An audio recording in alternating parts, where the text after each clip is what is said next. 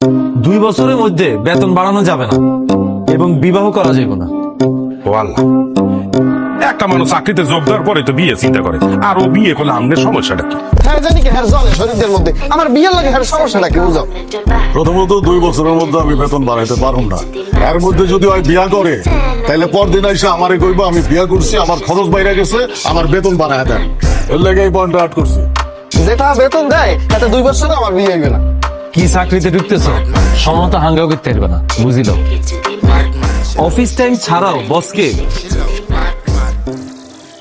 পিতৃতুল্য সম্মান করতে হইব। বুঝলো, নিজের বাপ থই এখন আরেকজনকে আমার বাপ বানাইতে হইবে। এটা কেমন কথা তুমি আমার কও? অন কি ভাইয়া, এত কোম্পানিতে ঢুকতেছ, টিয়া হাইবা বাপ তো ডাকতে হইবে। বস ভুল করলেও বসকে বলতে হবে বস ইজ অলওয়েজ রাইট। না ভাইয়া, এটা আমি মানতে পারবো না, এটা আমি পারবোই না। হ্যাঁ আমার উল্টা পাল্টা ভুং ভাং বুঝাইবে আর আমার সবসময় কইতে হইবে sir okay okay sir okay, এটা হইতে পারে না। আচ্ছা ঠিক আছে, আমি ভুল করলে সম্মানের সাথে আমার ভুলটা ধরায় দিস। এখন কি তুই সাইন করবি? কি কও কামিলে ভাই কোন? আই এনে কি করতাম তোর এই পুরো অ্যাপয়েন্টমেন্ট লেটারের পয়েন্ট দেখে আর কাছে মনে হয়েছে তুই হাত দিয়ে হাতের কাছে তোর বেশি দিছ। এখানে আর কিছু করার নেই ভাইয়া, ধরো।